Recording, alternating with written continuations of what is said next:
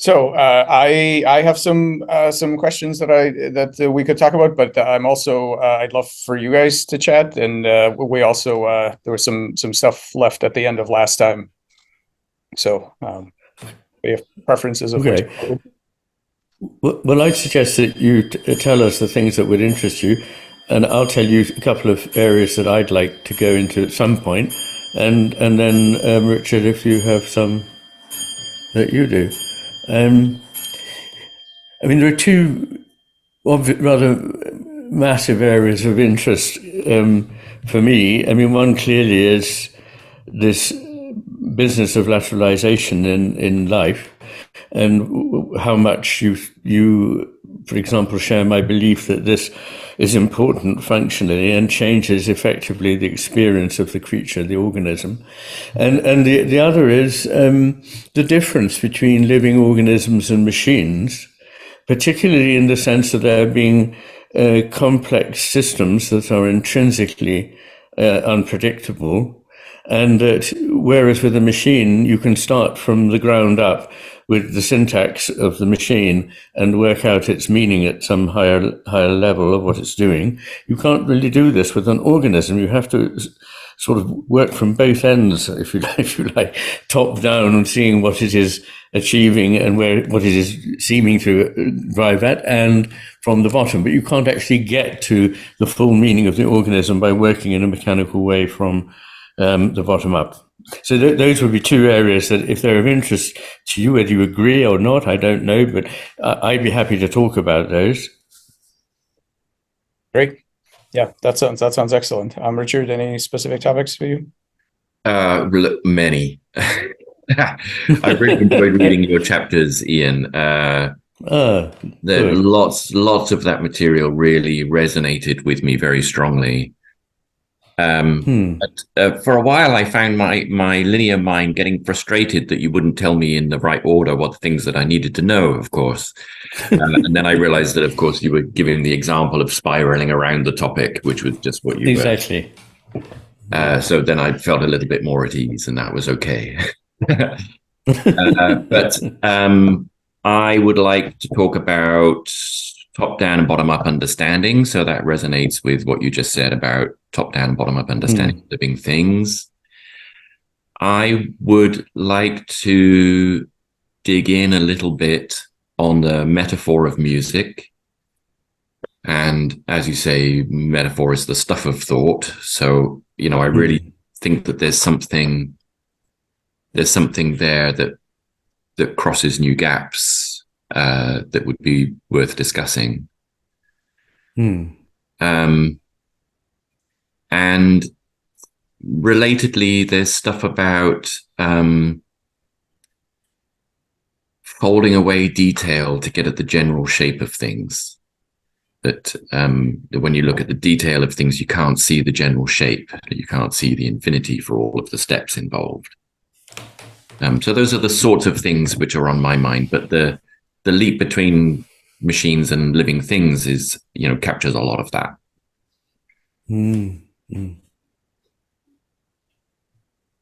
Would you like to say, Mike? Yeah, no, perfect. Let's do all of that. Some of my stuff will come up while we're doing this, and other things, so that, I can keep till next time. It's fine. These are great. So yeah, I mean, maybe we can start with some of the lateralization stuff, and specifically. I guess one place we can start is for you, Ian, to maybe talk about to what extent do you think the architecture is specifically bilaterally symmetric? In other words, that you need to have exactly two things that are tied in a particular way, or is more of the magic in the specific breakdown of the roles and how what the different functions of each one is, because I'm very interested in something. I worked for left right asymmetry for a long time, but I'm interested in alternative architectures, right? So could we have are there cognitive systems, either synthetic that we can make or alien, or whatever, that could be in a completely different architecture? We are in a position to make animals with as many hemispheres as you want, really, right? So we can make 3, 4. You can make these things, and so the question is. So I'm interested in how, what is the essential? What do you think is the essential bit here? And with Richard, we had also talked about at one point. We talked about a couple of things.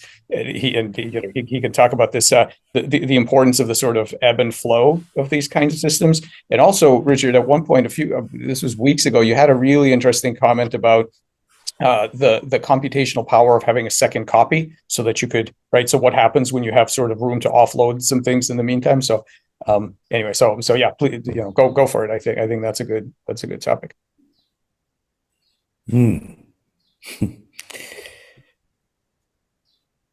Well, you may or may not know that it's a theme that becomes more prominent in the matter with things, and particularly towards the second part, or I should say the second volume,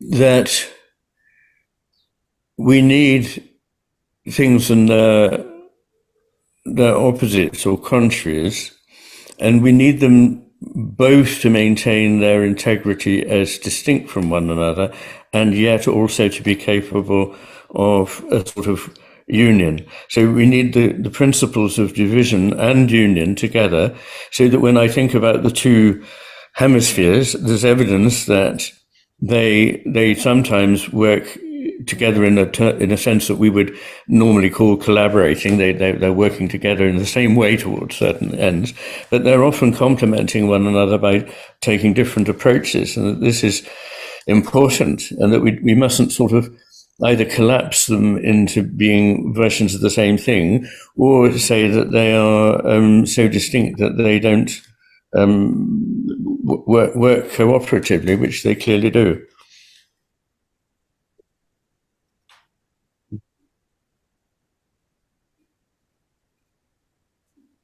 I mean, that also sounds like some of the stuff that Richard has been talking about, as far as alternating cycles of being soft in terms of letting the world imprint on you for a while, and then coming back to push, right? Yes. Yeah, that's why I brought that up, because I thought that might be related to what Richard was saying. Yeah, I think that the union and division, right? It's if the brain were not in halves, then you wouldn't be able to have any differences between the two parts, right? It's important that you have differences, because the differences between them create a whole that's worth having, right? If the two parts were the same as each other, then you just have double what you had before. It's important that they're different, because by being different, they create a whole that's more than the sum of the parts through the relation between them. Yeah. I take your question, Mike, that did it have to be 2? What if you divided it into 3 parts? And I am bothered by that. because it feels like maybe you could do things dividing into 3s and not 2s. Dividing into 2s is the obvious way to do things. It's like if you can't do something with 1, then make a copy of it, differentiate them, and now you can do something more than you could do with the one of them. But there's something about I don't know, this is either going to sound mad or it's going to resonate with you. There's something about the period doubling in the logistic map that eventually exits chaos in a third. That makes me think that basically the thirds are real. And it doesn't have to always be period doubling. Yeah. I mean, it's natural to think of 2s and so on, but actually, if you think about early embryonic development, where that never mind the asymmetry, just the drawing a midline, that is really not well understood at all. There's a lot understood of what happens after you've got sort of a left and right half. But that first, especially in amniotes, how it is that you divide, you got to thousands, tens of thousands of cells, and then how you decide where that midline is completely non-trivial, and we can interfere in that process and make other types of, and of course there are animals with other types of symmetries, but bilateral symmetry shows up very early on. Chirality is there even before that. But it's not super obvious how you bisect something that has lots and lots of little tiny. Organisms with symmetries that are odd, like starfish. Is there a nice three-way symmetry? So if I recall correctly, the starfish are actually not fivefold really. They're sort of bilateral with a like a Vitruvian man type of thing. And but there are jellyfish. The jellyfish do have true multiple and symmetries, and there are all kinds. And then they're not always factors of, they're not always powers of two. They could be no. Yeah. That's interesting that a lot of my creatures that I showed you the video the other day, Mike, a lot of them look like jellyfish, right? Yeah. Although, well, a couple of reflections I'd just make. One is that this lateral asymmetry is present in the earliest neural network of which we have any knowledge, 700 million years ago. It has this axial asymmetry. And there's a very good reason, I believe, why that should be the case, because of this business of the organism needing to pay finely narrowly focused, targeted attention to a detail that it already requires, and its ability simultaneously to keep the precisely opposite kind of attention open, the broad, vigilant attention without preconception as to what it might find or what it's interested in. So that makes a natural, as it were, pairing, and out of that pairing, almost anything can come. After all, through the pairings of 1 and 0, many, many complex structures can be made. As soon as you've got 2, you've already got potentially many things. Because, as I often say, you need both and either or. So you need the situation where it's either or. That's an important distinction in life, but it's also important to have that as well as the both and ability to synthesize these things. As soon as you've got that, you've already got more than 2 things. You've got either and or, and you've got the combination of the 2 and the relationship between all 3 of them, and so the thing expands from there. So although it may begin for very good evolutionary reasons as a pair, more than that, almost infinitely more of that can emerge from it. So one could explain brain bilateral symmetry by the fact that it's growing in an organism that already has bilateral symmetry, if we're not. But if we take the organism itself to be fundamentally cognitive, even before it had a brain, in a basal cognition sort of way, then, that's just saying, bilateralism was always about cognition, and bilateral hemispheres in brains was just a particular extension of that. And if you go right back to the origin of multicellularity, it's like, well, was that likely to have occurred through cell divisions which didn't separate, in which case 2 would have been a natural number? Then the vibration that you can get between 2 cells that's different from the vibration that you can get in either one cell, because you can coordinate it. Right now you can have them, you can have one doing they could just be, I'll be on when you're off, right? We're the same period, but out of phase. I don't think there's any point in them being the same period and in phase. If they're the same period and out of phase, then that's, I'll be on when you're off, you'll be off when I'm on. But there's also the possibility that one is doing something at twice the frequency of the other, which is stable. but now they're doing something intrinsically different. And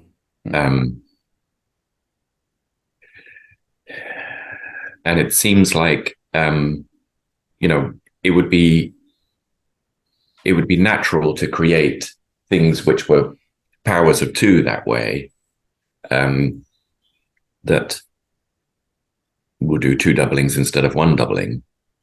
But it's also, when you do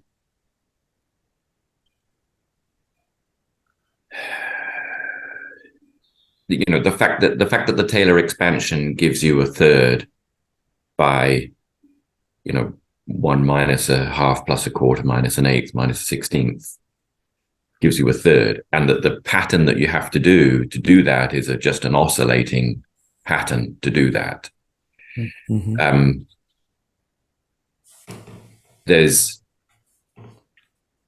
I think there's actually something really, I think it is very natural, Mike, that it's pairs to start with. I think that's there's good reasons for that. But I also think that there's something very interesting in considering other factors. Other multiples. Well, a couple of other things occur to me on that. One is, you mentioned that chirality goes well before life, and it does. And of course, famously, there is the weak force is chiral in its nature, and chirality has a left-handed spiral and a right-handed spiral. I'm not sure what the spiral would be that was the third-handed spiral. That's where all this, in a way, starts. And the other thing is that in the metaphysics part of the matter with things, I spend a lot of time on the importance of the coincidence of opposites. And much of everything that we see seems to be structured on what we call opposites, because we think in this sense of them being at opposite ends of something, but they may just be the complements of one another, that you cannot have one without the other. This is a very, very ancient insight. It's present probably in all the sophisticated cultures that we know of. And so, yeah, I mean, I think it's... And it was, in the 19th century, it was Pasteur who said life needs asymmetry. Symmetry it may have in places, but that's completely unimportant. It's asymmetry that allows life to flourish, and it does so, he thought, because it reflected the innate asymmetry of the cosmos. And Pierre Curie, commenting 20, 30 years later, said that the asymmetry of the cosmos, not so much of life, but of the cosmos, was absolutely central to its existence and persistence. So I think this idea of asymmetry is good. And asymmetry and symmetry are a pairing that mop up what else. I mean, what would be your third thing in there? I mean, the third thing is chaos, actually. It's simply chaos. Not everything that is not symmetrical is, strictly speaking, asymmetrical. It may just be a mess.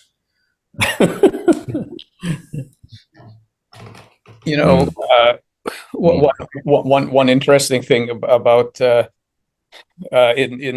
the establishment of symmetry in the early embryo, it's very easy. There are many treatments that we've discovered that confuse the left and the right halves about which one they are. So you can get double left, double right. You can get mirror image. That's very easy. But of all of those treatments, in every single case, except for one, which we finally at the end discovered, but it took a long time. Everything else, all it does is it confuses which side thinks it's left and which side it's right. But all of the individual cells within that side agree.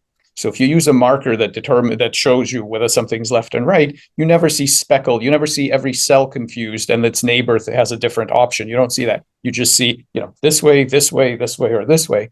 But there is exactly one thing that we found that breaks the concordance, right? So normally you can randomize it and you can make the left and right halves flip a coin as to which they are, but all of the cells within each half flip the same coin. With one exception. There's only one thing that breaks that. And the thing that breaks it is a cellular alignment mechanism, literally alignment, but also metaphorically, I think, alignment in the cognitive sense.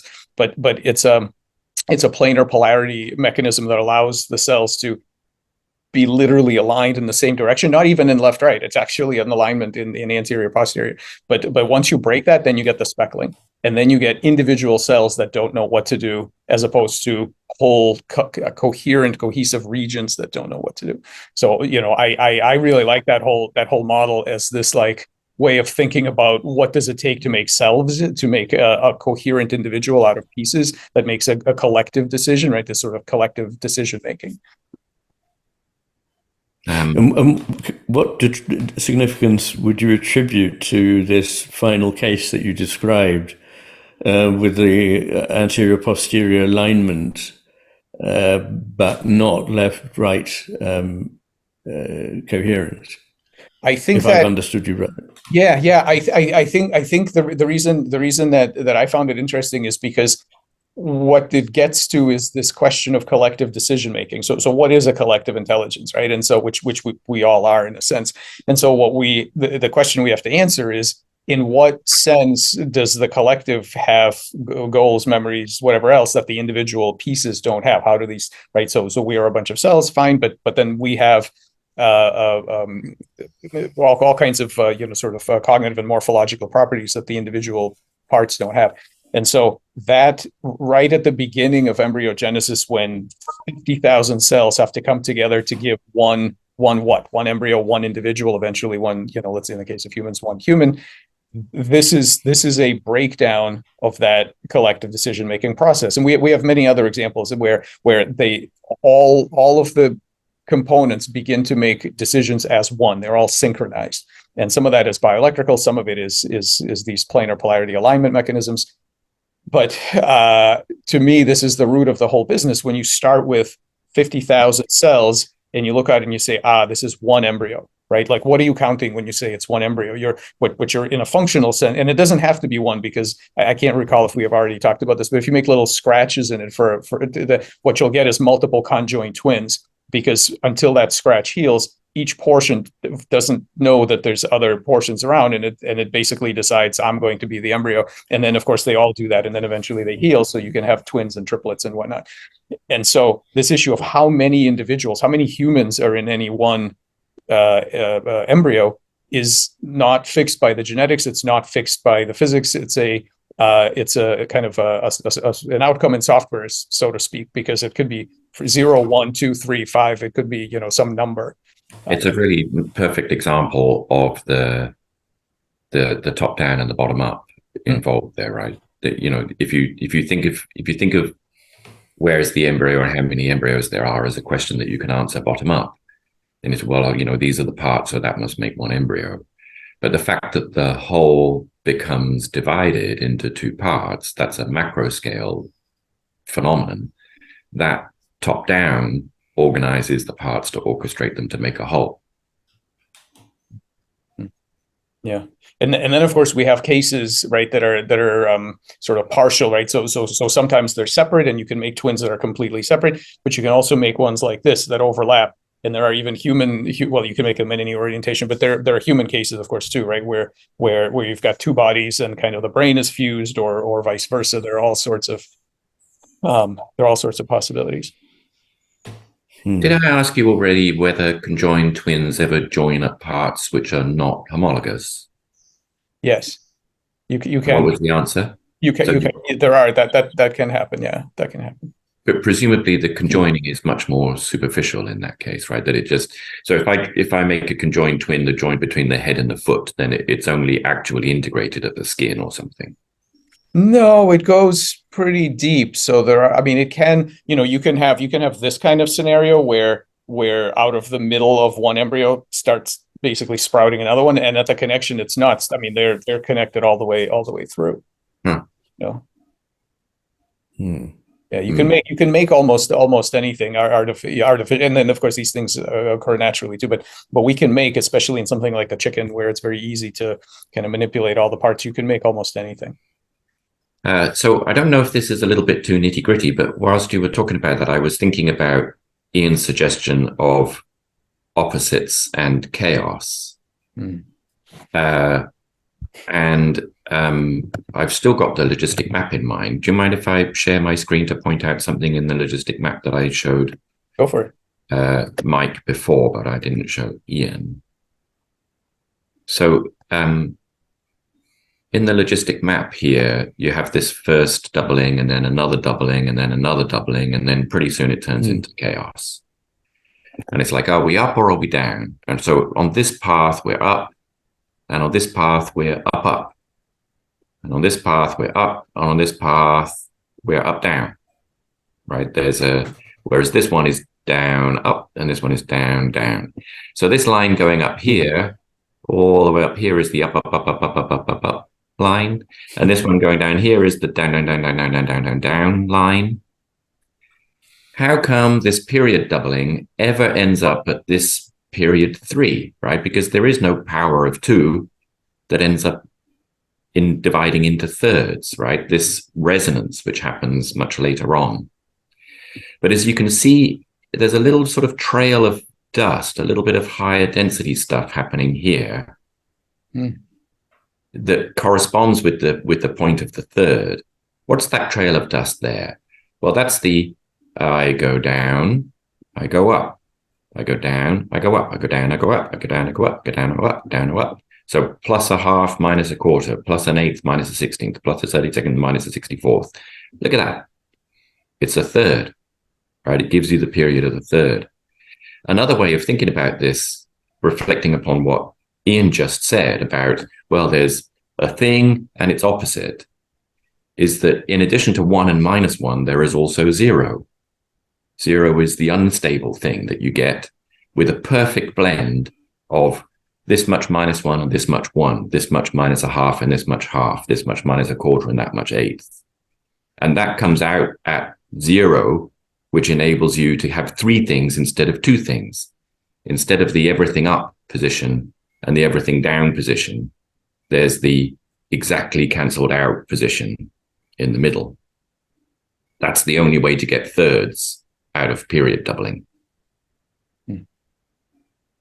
And why does the top part of the graph not produce the mirror image thirding that goes on in the bottom half of the graph? Well, it's well, that's a good question. So there's a thirding happening here, which lines up with the fifth. Is that 1, 2, 3, 4, 5? Yeah. Oh, sorry, I'm pointing with my finger instead of the mouse pointer. Lines up with there, right? It gives you the other resonant frequency here. And here we have one that this one is cancelling out to give you half of a fourth. And this one is cancelling out to give you another half of a fourth. And together they give you a period 4. So there's the cancelling out on the top one, which comes first because it's more squashed. And the cancelling out on the bottom one, which comes second because it's less squashed. And when you have one without the other, you have thirds. And, you know, if you take a naive view where you insist on opposites, you say, well, is it A or is it not A? And you say, well, that's, and you get into this region where you say, it's neither, it's just a mess, it's just chaos.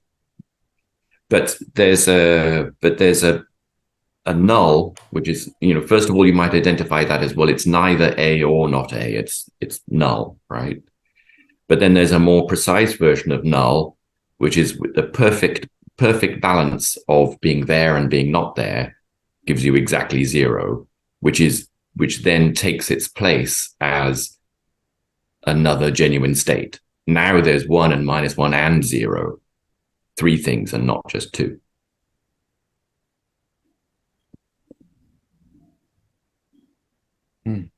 I think it's a lovely example of those paradoxes you were talking about at the end of the chapter, Iain, where you're talking about, well, you know, I take this infinite number of steps, but I never see the infinity.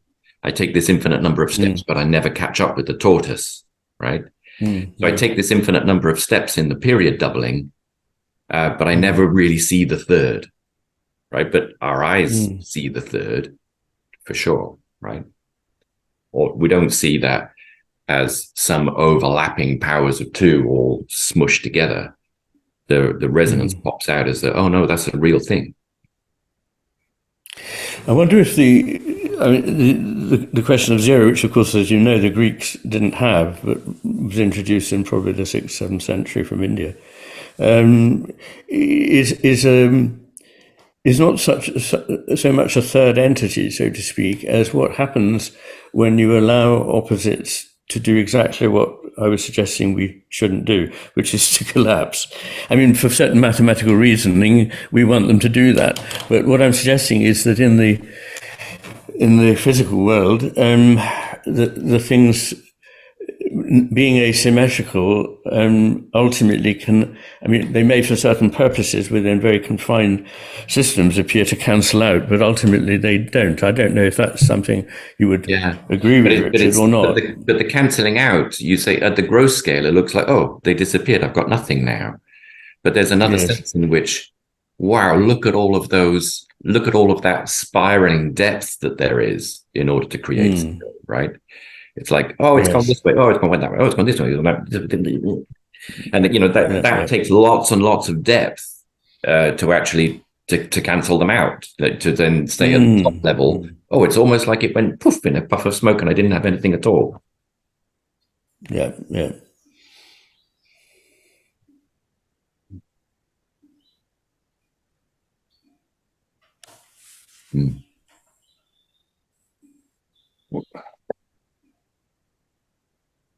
Shall we talk about the machine business? Sure. Yeah. Do either of you know the work of Robert Rosen? Yeah, A little. Who I think is very interesting, and he's probably written about this more clearly than anyone. That that a living system has, as it were, final causes rather than just efficient causes. In fact, a living system is not the result of a single efficient cause, whereas a closed system, such as a machine, well, it's open in the sense that it is open to an efficient cause, but it all can be accounted for by that efficient cause within that protected space of the machine.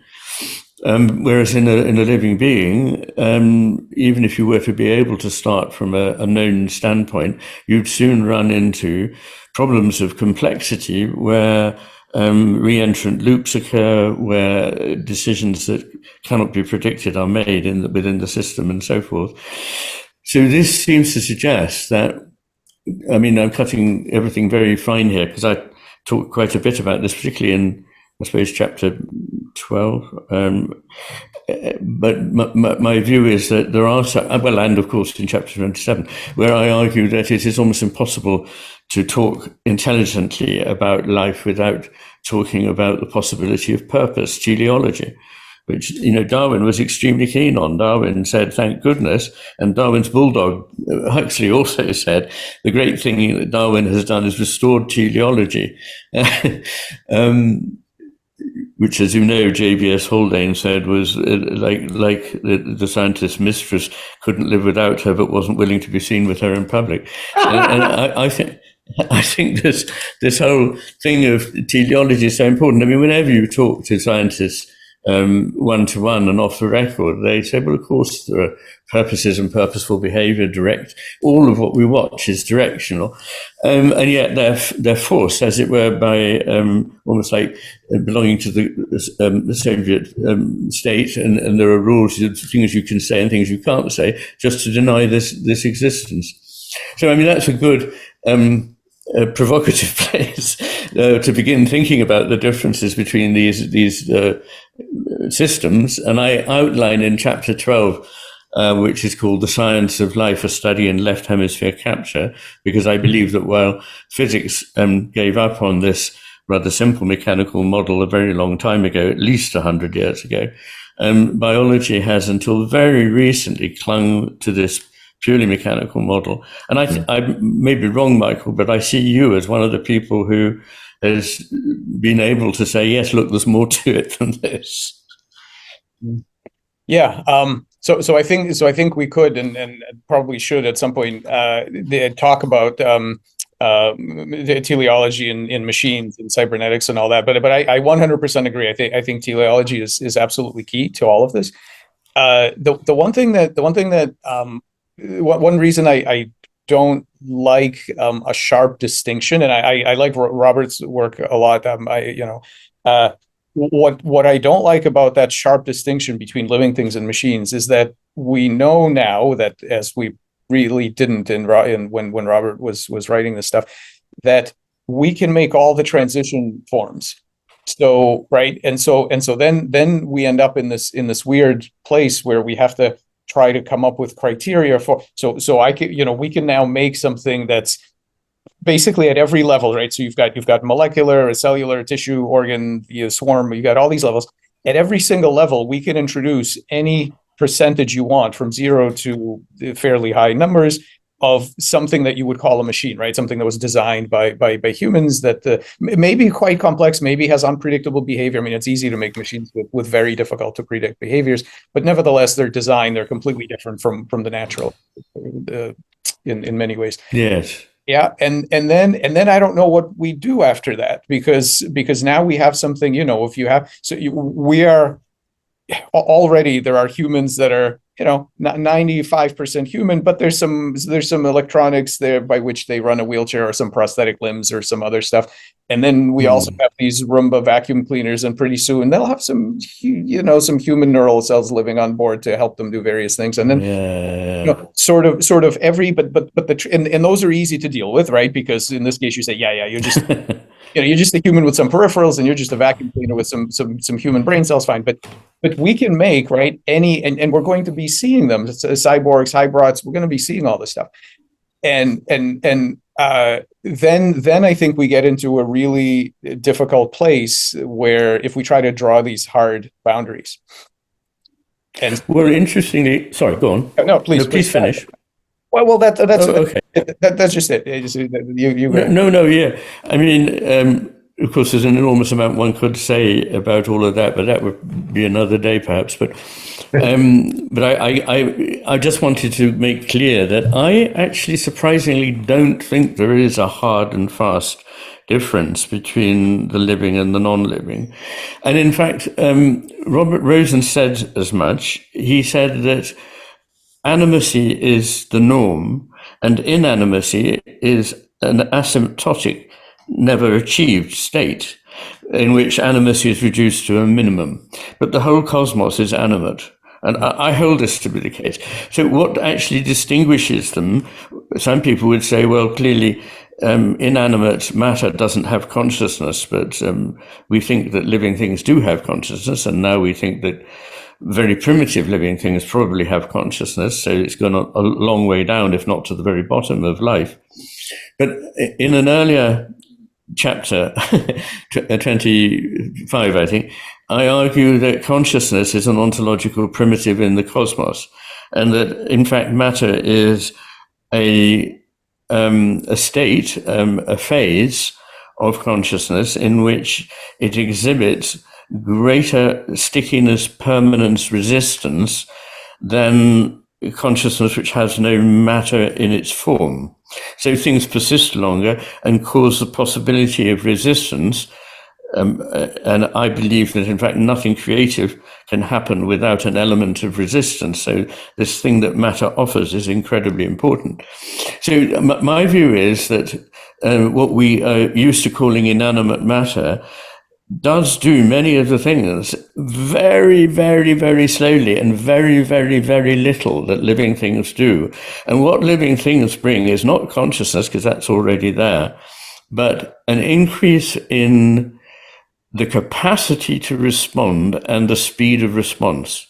So living things respond to circumstances, to whatever it is that's around them, perhaps a billionfold faster than inanimate matter could possibly do, and respond to a vast range of elements that are there in the cosmos. So responding all the time to things much faster and on a much bigger canvas than the inanimate. So I see the difference as a matter of degree, if you like, but not that this means that there are long phases where you can't tell, but that nonetheless, even though animacy and inanimacy do seem very distinct, they do share important qualities, and the difference is more one of degree than of not. Yeah. I would like to offer a refinement on that. It's so nice to be able to have a conversation like that, and for somebody to be able to say things like that, and for us to be nodding along, I think, and it's just like, yep, I'm on board. Yeah. Yes, it is nice and often unusual in science. Yeah. So we could try and pinpoint the the continuous difference between living and non-living in terms of the scale of the physical scale of the capacity to respond, the temporal scale of the capacity to respond, the richness of the capacity to respond, things like that. I think I think there are reasons to suggest that there are some inanimate mechanisms that happen at very large scales and very quickly. Supernova explosion is a very big response, and it happens very quickly, but it's still not living. And there are other things that happen slowly, and I'm not sure that the fast or slow and the big or small. I don't think you said big or small. Actually, I said that fast or slow. I'm not sure that that's the right. I'm not sure that going one way makes things more living and going the other thing makes things more inanimate. I think it's more about the connection between the scales. Is the large scale connected to what's going on at the small scale? Is the fast scale connected to what's going on at the slow scale? When those things are connected, they behave organically, they behave animately. And when those things are not connected, then they behave like hardballs in space. Whether they're big or small or fast or slow, they just behave like hardballs in space. May I respond to that, Mike? I like that very much. And perhaps I could clarify that what I meant was not that inanimate things can never do something fast, like a volcano exploding, but that generally speaking, without a cataclysmic force, there is no. There is the fastest of response. I'm talking about a response to the whole set of circumstances. So, for example, there's a lump of rock in my garden, and I don't know what it is responding to, but whatever it's responding to, perhaps wind, water, and so on, it's responding to extremely slowly. But there is also a vole in the flower bed that is responding to everything a billion times faster at least, in a way that inanimate stuff just doesn't seem to do this. Complex reactions to many facets, many different kinds of values, if you like, of affordances, to use that kind of language. There are many, many, many, many affordances for living creatures, and they use them very rapidly, whereas lumps of matter tend not to. That's one thing I just wanted to say. So the other is, I don't know whether, I think it's true, this thing about the bridging of the scales, but I was very interested in an observation made by Mike Abramovitz that there are different, what he calls structures. He calls the distinction he's making between architective structures and connective structures. And what he means by architective structures are things that are relatively rigid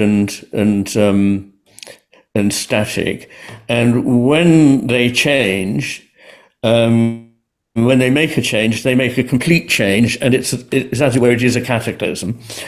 And there are things that are connected that change by means of flowing change, and that they are more. I mean, I don't know which bits of my book you've had a chance to catch up with, and I'm extremely grateful that you've been able to. I can't remember what I sent, but chapters 14 and 15, and another section on induction and deduction. Oh, okay, yes, that was because of what you said about that. But yes, but anyway, I think this issue of the difference between concatenation and flow is absolutely essential. Mm-hmm. And these types of motion where things flow from one state into another, and these architective states which hold themselves until there's a break, and that they're rather like what Taleb calls fragile states. And the connective ones are anti-fragile. They make adaptations all the time so that they don't have that cataclysmic need to change. And the reason I'm mentioning all this is that he suggests that at the very lowest level, and particularly at the very highest level of magnitude, you only find connective states, and that the architective states are found more at the intermediate phase, where we happen to be leading our lives and have our experience. I've probably given a very bad account of that, but it's I do a better job in the book. Thank you. Whose terms were those? Architective and connective? They're a now retired physicist called Mike Abramovitz, but he has a very interesting web, and we've corresponded, and so there we are. That makes a lot of sense to me. So there's a sense in which the rock in your garden can respond to things quickly. Like if you kick it, it moves, and from one part of moves a little bit. You hit it with a hammer, and it moves a little bit. It moves a little bit across the garden, and in a sense, that's a response to the force that's acted on it. But there's but then the architective structure, if I can use that term already, isn't changed, right? It's still the same rock. It's just over here instead of over there. It didn't change its relationship to anything in so doing it, and it didn't change its internal organizational connective structure in response to that being hit with a hammer, right? But there are like the minimal example of a physical system that I've been thinking about recently that has some connection between scales is resonance in systems that resonate. So like in a tuning fork or a piece of steel, when you hit that, it doesn't just move, it doesn't just transfer the impulse and say, well, okay, I'll be over here. But when you hit it and it rings, there is a really intimate connection between the macro scale geometry of the fork as a whole and the micro scale elasticity of the molecules of steel holding it together. And one needs to be an integer multiple of the other in order for you to get a resonant standing wave in that geometry. And there's an intimate connection between the whole organizing the parts and the parts organizing the whole. And I don't think it's any coincidence that we say that the ringing of a bell feels organic or has lifelike structure to it when we. I think that's because of its resonance, and I think this idea of resonance, reverberative connectivity, is essential to the understanding of just about everything, but certainly living things. What I think I may have misled you by saying is, what he's referring to is that there are certain kinds of things which are like chemical intertrophic for the constituents. They lose their qualities completely and become something else. So an evil-smelling greenish yellow gas mixes with some dull metal, and it becomes table salt. And as it were, they've lost what they had before. This is architective change, he says.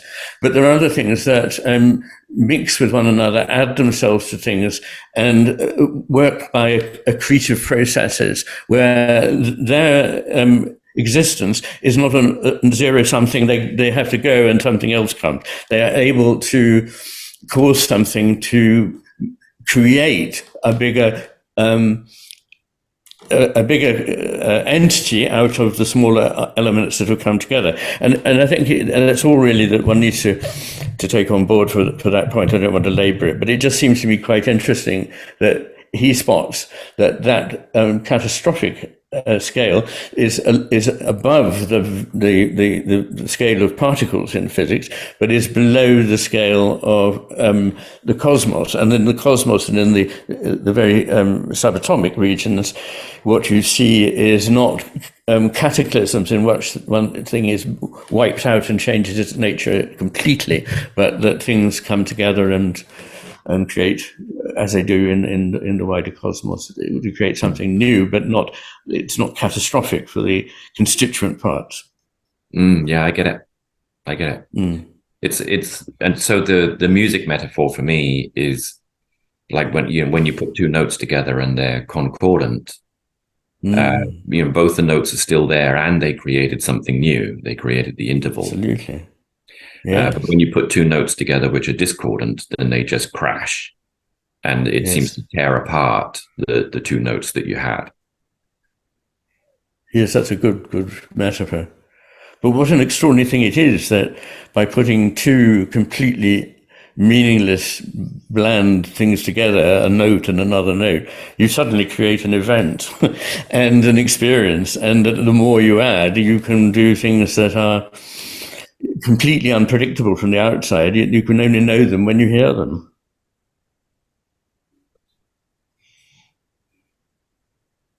Yes.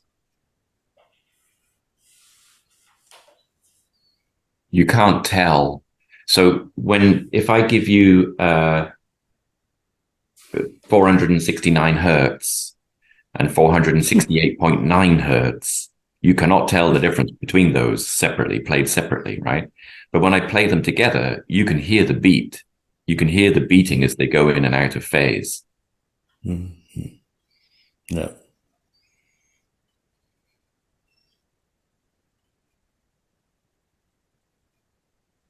There was something I'd like to return to the possibility of the hybrids and cyborgs that Mike was talking about, and what we were just talking about whether there's multiple scales involved in the dynamics or the system or the algorithm that's running.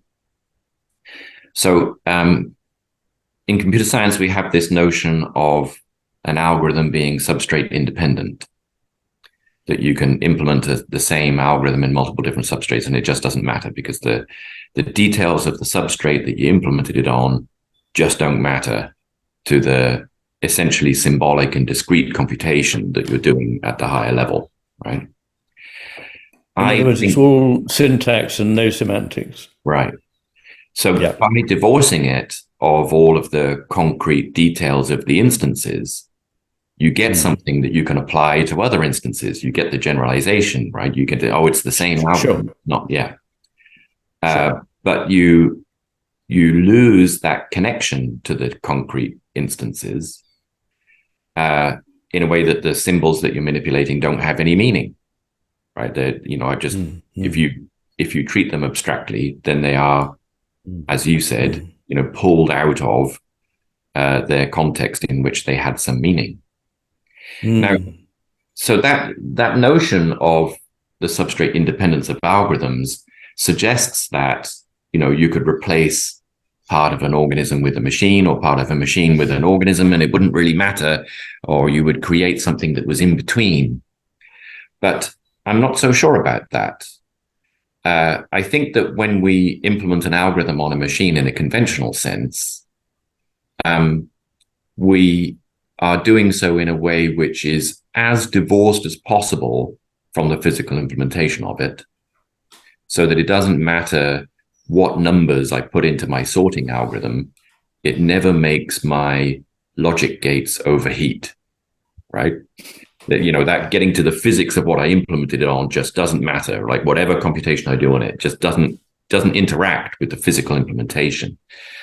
But in organisms, it's not just that it does interact with the physical implementation, but that they are organisms because it interacts with the implementation.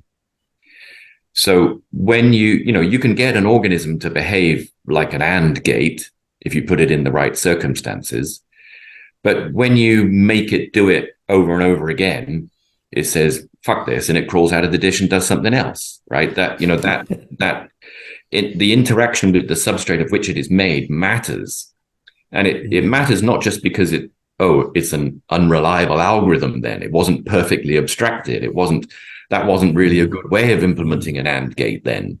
That was the thing that made it organic, was that when you stress one level of function, the the implementational level of function below it begins to show. It begins to show through. And that's really important for me, for being able to get those responses that you were talking about, a quick response. It's by reorganizing the function. It's like, okay, well, I won't do that function, then I'll do this function, right? And a lot of the higher level and lower level integrity, the higher level and lower level structure is still there, but it's been reorganized. Whereas when you do that with a mechanical device and you push it beyond its limits, well, first of all, when you push it beyond its limits, it doesn't show you the in-between states. And you need the in-between states because it can't really be adaptive. It can't really learn unless its insides show. And when its insides do show, you just say, ah, shit, I broke it, right? Because it doesn't degrade gracefully, because you went straight from this really, really high level symbolic stuff to the physics it was made out of, multiple levels below. And that means that when the insides do show, it just breaks. It doesn't degrade gracefully.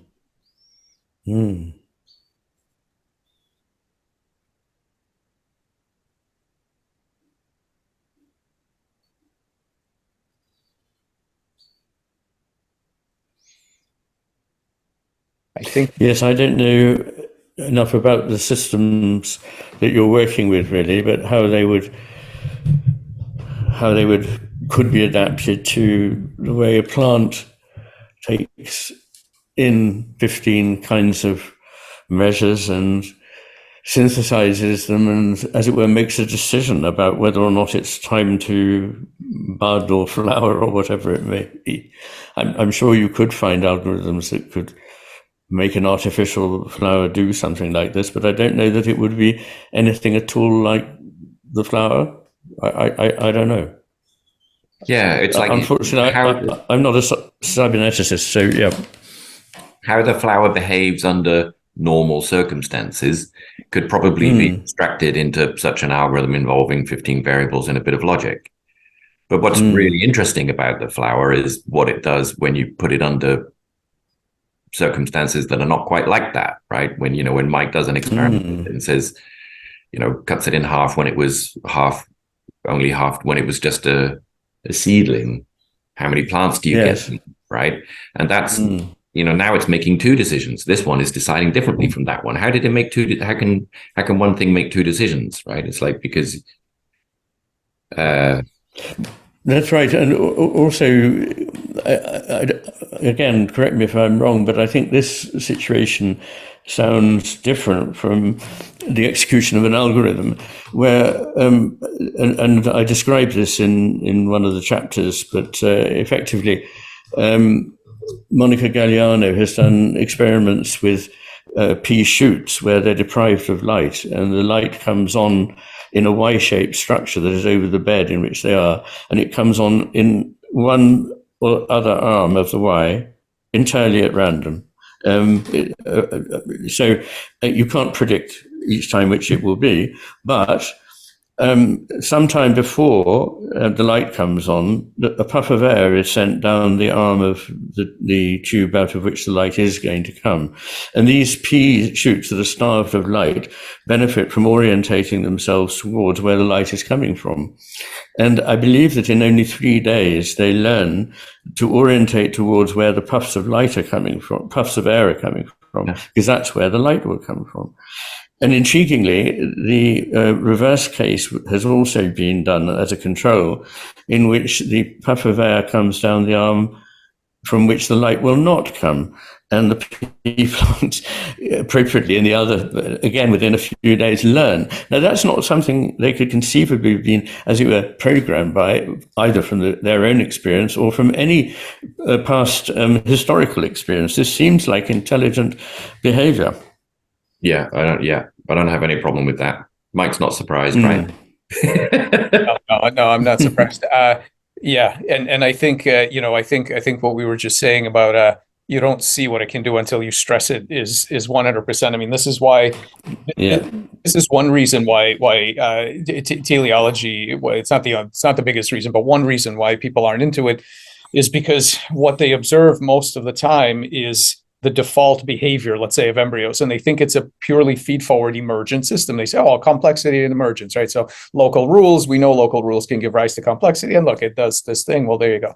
So, and they say, well, you can't just label that as intelligence. It's like it's just that's what it has to do, and that's true if all you do is observe the standard default behavior. But once you start putting barriers in its way and you start stressing it in various ways, then you get pulled out of this false sense of inevitability, and you see that it actually has what some degree, depending on what you're looking at, of what James called intelligence, which is the ability to reach the same goal by different means. And you start to see the incredible ingenuity that these things can muster in different problem spaces. Okay, I apologize. I have to run. Can we schedule a new one by email? Is that cool? Yeah, that'd be great. Yes, yeah. Fantastic. Good, guys. I'm